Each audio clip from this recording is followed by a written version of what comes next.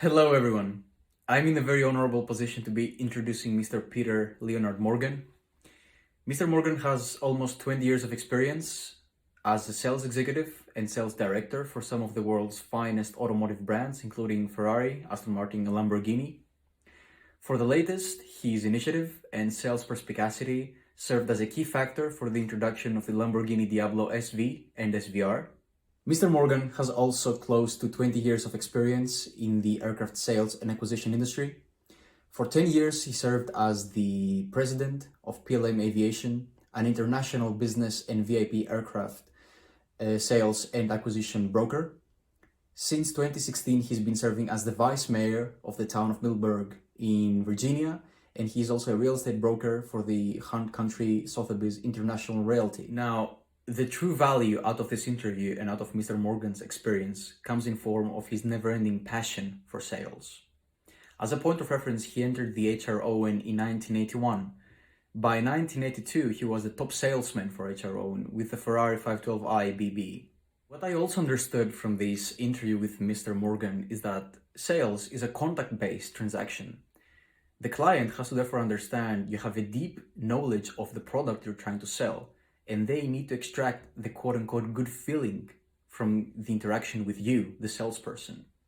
This will be decisive on closing the sales, subsequently upscaling the business and introducing growth into the business. I would like to sincerely thank Mr. Morgan for allocating his valuable time, reflecting upon his 42-year-long journey, educating me, and the people who have great interest into the true art of sales.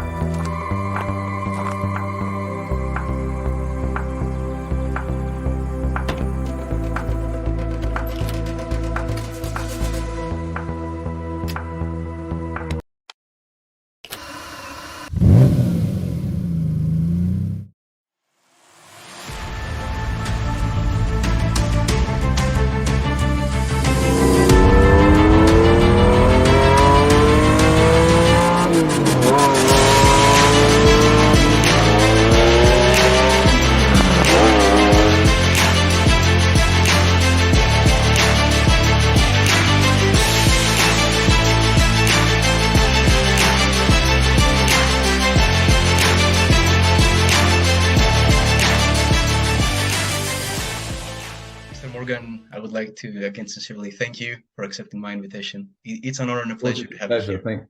Thank you very much for having me. I really appreciate it. I think it's important to share one's life experiences to help others if you can in some small way. Absolutely. So I cannot help but dive into your journey immediately, and I want to take you 42 years back to 1981. When you were initially introduced into the realm of fine car sales. So I want you to talk to me about your dream to do that and how you enter HR Owen in the process. It's a funny, long story, like so many of these things. I finished my A-levels, which is what you do between the age of 16 and 18 in the United Kingdom. And I believe it's still the same way today. I'm not 100% sure. But I had a weekend job, actually, believe it or not, selling bicycles, push bikes, and renting bicycles to tourists in London. And the place next door used to have these wonderful exotic cars coming in to have them what we call valeted, cleaned and beautifully prepared. And that really started my love of beautiful cars. And so when I finished school, I really did not want to go to university, which, by the way, today I firmly recommend everyone go to university. In those days, you can get great jobs without a university degree. I think it's changed a lot today. But I just hadn't got the mental capacity anymore to study. And I decided, I'm going to try and get a job selling Rolls Royces. That was my goal. So, of course, 1981 was before we had email, of course, before we had even cell phones, and certainly before we had fax machines. So I did the old-fashioned way. I wrote a personal letter to every single Rolls Royce dealer in London. And would you believe I got a reply a written, mailed reply from every single one. But in fact, it was during the 1980-81 recession. So they all wrote back very politely saying, we'd love to take you on, but unfortunately, we're not selling many cars at the moment. And so we can't take on basically a junior trainee salesperson. One company did reply and said, look, if you're interested, come and see us. And that company turned out to be the best of the lot. I was very lucky. It was called HR Owen. And the best of the lot because they didn't only sell Rolls-Royce and Bentley, they sold Ferrari, Jaguar, Daimler, and Range Rover, and even meager Austins, small cars. In those days, companies sold a whole wide range of cars. It wasn't just focused on one type. So I went along, I was really shaking. I bought a suit and went and had an interview, and they gave me a job as a trainee salesman. And literally 2 weeks later, still aged 19 years old, they put me in a little Ferrari and said, take that over to the workshop. I couldn't believe my luck. So I jumped in this Ferrari, which is actually even then it was an 8-year-old called a 246 Dino Ferrari. I'll never forget it. I took it to the workshop. I was so excited to drive a Ferrari for the first time. And that really launched my passion for Ferrari. And I just couldn't stop learning. I couldn't stop reading about them. So I knew all of the power outputs. I knew the exact specifications. And so when customers walked through the door asking about a car, I could give them what I call very good product knowledge. And I think that is a key for a good salesman, is to know the product knowledge. And the best way to know product knowledge is to be passionate about the product. That's a very genuine enthusiasm that comes from within about the car. You didn't learn all these things because you needed to. You did it because you wanted to, and that's the difference. And I think that's an element that took you basically to the top and made you a top salesman for the UK with a very special car, if I may add, the 512i. Can you talk to me about that rise to that point, how it happened? Absolutely. So people today wouldn't believe that a car like the Ferrari 512 BBI, which stands for Berlinetta Boxer, which at the top at the time was the top of the range Ferrari. It was priced at £52,000 new, which was at that time a hell of a lot of money. Actually, it still is today, but today I think we're probably talking 300,000 or 400,000. And I just really loved the car, and I was passionate about it, and that translated into really enthusiasm that I gave to potential buyers. And I was very fortunate. I used to go on demonstration drives, and the customer would drive it and I'd drive it first and they'd drive it. And I sold a few. Oddly enough, recently, quite a story actually, I sold the only ever white right-hand drive Ferrari BB 512i. I sold in 1983 to a lovely customer. I never saw it again until 40 years later, which I think was last year. Oh, actually, yeah. So 38 years or 39 years later, I saw a YouTube about a barn find. And if you know what a barn find is, when you find an old car that's been sitting in a barn for 20 years. And this one actually been sitting outside someone's house for, I think, 7 or 8 years without a cover on it. And it was the white Ferrari BB 512i. And the buyer is a gentleman who decided to completely restore it and do that restoration on YouTube. And he and I have become good friends on YouTube because I explained to him that I sold it new and told him the story behind it. It's funny to me sometimes, like people don't understand how a car can emit so much emotion, but you sold the only one, and then you saw it in its situation, which wasn't very pleasant, I assume. And then they built the car again, and then that's how you meet new people and you become friends for life. At least in my eyes. That's exactly right. Yep, certainly agree with that. Certainly agree with that. So I've seen through the years, working 17 years in that industry, that you consistently were going the extra mile, putting more and more effort. Can you talk to me about shaping the culture and experience in the Bentley Center and subsequently in Ferrari Center? Absolutely. So in 1987, the company I was working for, HR, and decided to do something completely radical, because up until that time, the Bentley mark and the Rolls-Royce mark were really identical with a different radiator grille. But Rolls-Royce Motor Cars, which owns Bentley, or owned Bentley then, decided they wanted to try and make Bentley a more sporty version. And they started to introduce some slightly different models with a turbocharger, etc., which today sounds crazy because everything's got a turbocharger. Well, not everything, but a lot have. And so our company decided, hey, we need to actually punch out. Right. Yeah. So we need to branch out and create a dedicated Bentley center. So I saw this was happening, and I went to my boss. I said, look, I've heard about the Bentley Center. I would love to run it. I was still in my 20s, so I thought, well, I'm going to be too young, but I'm going to really, I'm ambitious. I really want to do it. And they said, you know what? You've sold a lot of cars. Let's do it. So I opened the Bentley Center in Berkeley Street, and that's in Mayfair. And we had a really great run with Bentleys. We started to really, it started to shine in its own right as its own brand. And I had a team of about 5 or 6 salespeople, and we had a really wonderful time. It was magical. And then just after that, actually in 1989, so 2 years later, the company, again being very forward thinking, decided they wanted to have a dedicated Ferrari center in Mayfair, literally 2 roads away in Albemarle Street. And once again, I went to the boss. I said, I really want that job as the general manager of the Ferrari center. So he looked at me, he thought, we'll give you a go. So I ran the London Ferrari Center, which was the most beautiful showroom with fantastic cars. I met some amazing people, household names that you would know of, who came into the showroom and bought cars from us, and really had a whale of a time. So I really started to establish myself with the Ferrari brand and the Bentley brand, and that's what it's about, especially in a place like London, where it's all about the networking and knowing the right people and pushing it to the nth degree. The most intriguing thing is that supercar / luxury sales at the time, as you mentioned at the beginning, that was a very niche market in the 80s. So you didn't only just showed up as the sales director and general manager right there. You shaped the actual culture. You made it more mainstream in the heart of London.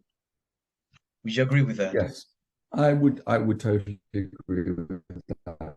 We had it was quite a different time. Don't forget, we're talking a long time ago, and a different sort of attitude. There was a lot of, I remember in the industry, there was a lot of, I would call it pomposity, and I think younger people, I was younger then, people like me, we were more open and friendly and just enthusiastic. And so that created a really new vibe, I would like to say, in exotic car, luxury car sales arena. So that really led to the next thing that happened in late 89. I was approached by the owner of the Lamborghini importer for Great Britain, who wanted me to run the sales division of the Lamborghini importership. So I took that job because it looked really like the next iteration for me, and started that in January of 1990. And really most amazing experience, selling the Lamborghini Countach, and just about to launch the Lamborghini Diablo, which was launched in 1990 in Monte Carlo. So I had a wonderful trip down to Monte Carlo. The world launch was there, and from them we got our right-hand drive cars, because of course the UK is right-hand drive, and they were a bit later than the left-hand drive cars for the rest of the world. We started to get those in I think about June or July of 1990, and deliver those. And the early cars had some real issues. Customers weren't happy, because there were issues with the doors not closing properly because they had the scissor doors.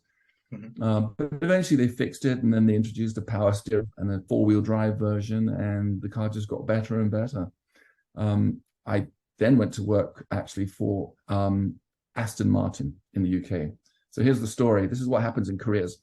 The company I was working for, the importer, started to struggle a bit because we weren't getting the Diablo product, and the Countach stopped, and financially it was struggling. So the company decided to fold, of course, which is, when you're in that position, it's a bit of a shock. So suddenly I was out on the street looking for a job, and I approached someone about, the Aston Martin sales role in London, and they gave me that job as the sales director for Aston Martin in Cheval Place in Knightsbridge, London. Took that job, loved it for a number of years. Again, it was actually the factory-owned sales department, so I was working for the Aston Martin factory until they sold out to the Ford Motor Company. Ford Motor Company had a principle that they don't like to sell direct to the public, so decided to close the Aston Martin showroom. So that was another shock for me. But you've got to pick up and move on. You can't just stop. So a friend of mine was starting up a vintage Aston Martin. I left that company because I was approached by the Lamborghini factory. So going back to Lamborghini, they said, hey, you know, we know you're Aston Martin, but we'd love you to come to Italy and live in Italy and work in Italy and be the sales director for Europe for Automobili Lamborghini.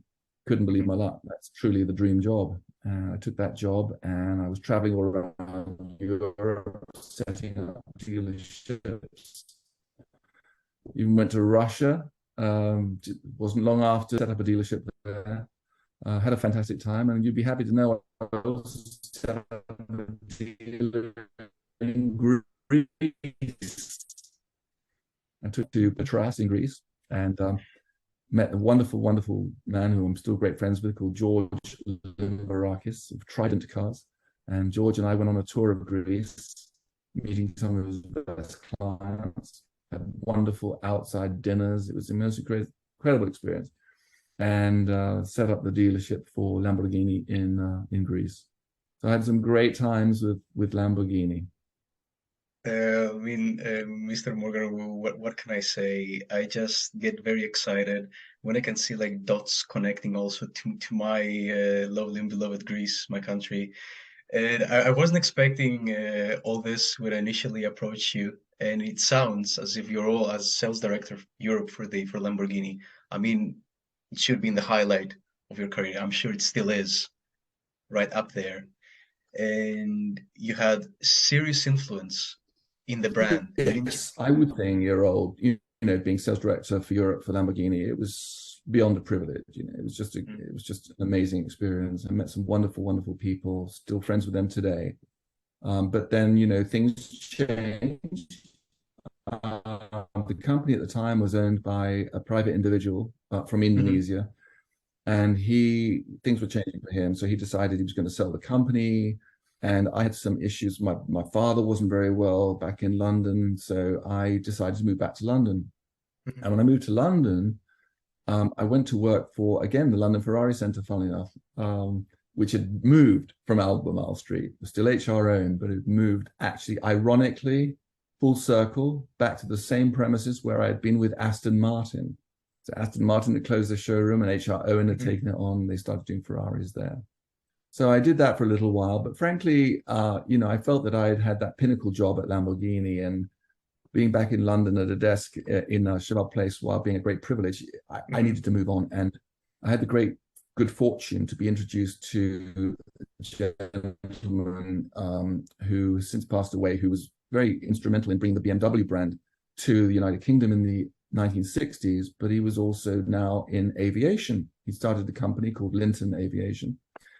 And he asked me to become the sales director of international aircraft sales for Linton Aviation, in charge of helicopter and turbine aircraft sales.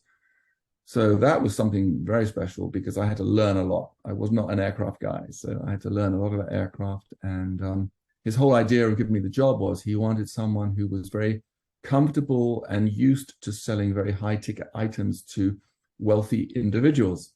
And he thought that I was the right person for that job. And so that got me into aviation, which I stayed in for the next nearly 20 years.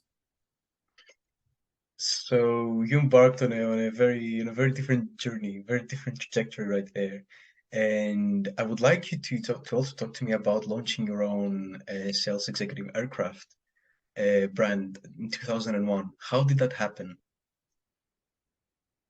So I moved to the United States, and I looked around, and back in those days, I'd heard how in the US it was much, I wouldn't say easier, but it was more of an entrepreneurial way of doing things. You could start a company fairly easily. Here I was, someone with not a lot of funds, and I was able to start my own business, a corporation. I started a company as a broker, really. What had happened was when I moved to the States, I had someone from England wanting to buy a particular type of helicopter called an Augusta 109.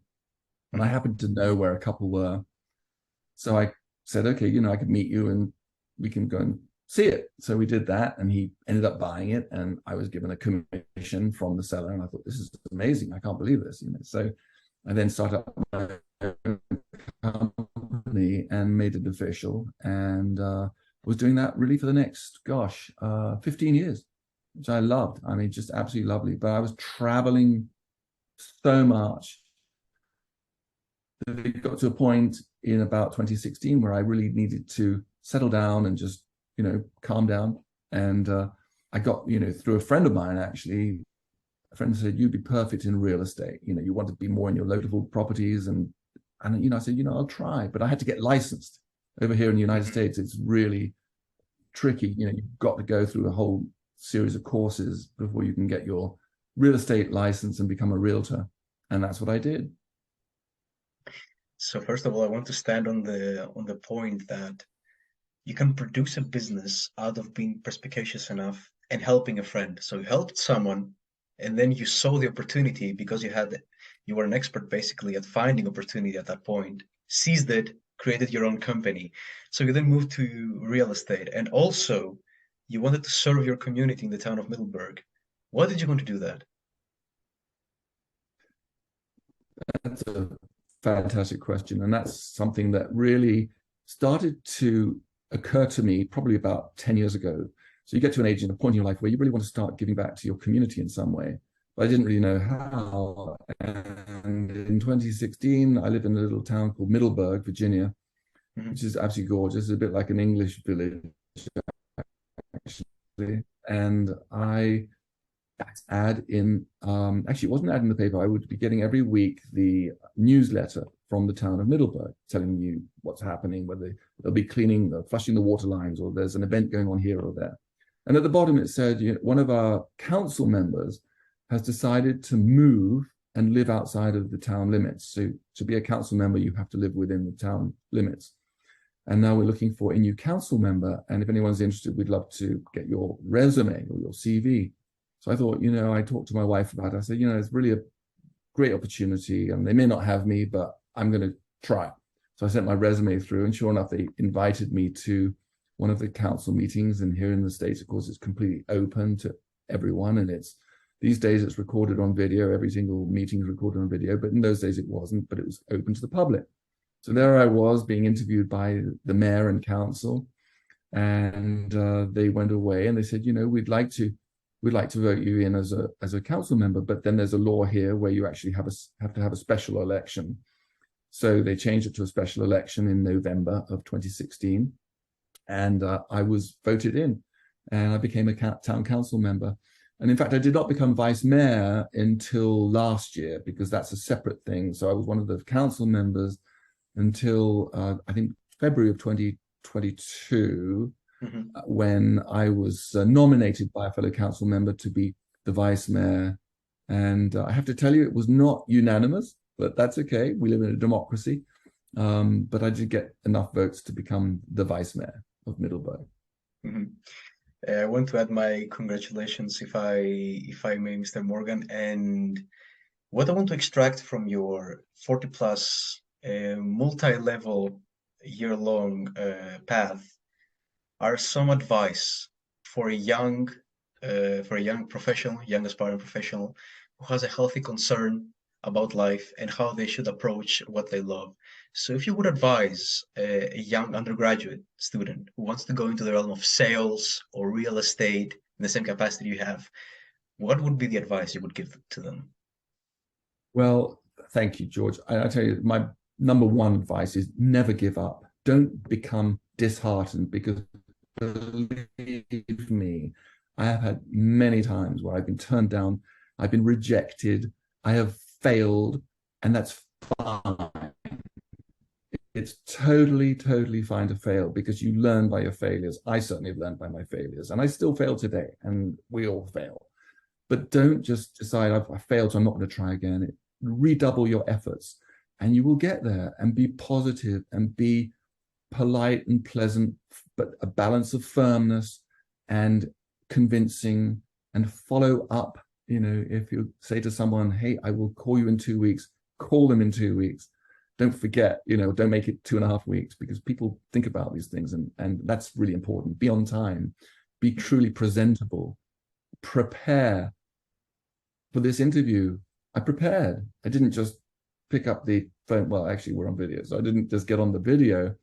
and hope for the best. I looked at what I thought might be discussed and thought about how I would answer things, what was important to me, because 40 years is a long time to remember back. Although I have to say, I think a lot of things are imprinted in our brains about important events. So important events don't get forgotten that easily. Mr. Morgan, that's invaluable advice from a seasoned professional, and I have to admit that I could keep you here for hours, because I'm sure we just touched up on your 40-year-long path. I think the people who will see this, the students, they will be greatly inspired by your journey, and I want to wish you all the best from a Greek person, because we're very warm people. I want to give my greetings to you and your family. Wish you all the best.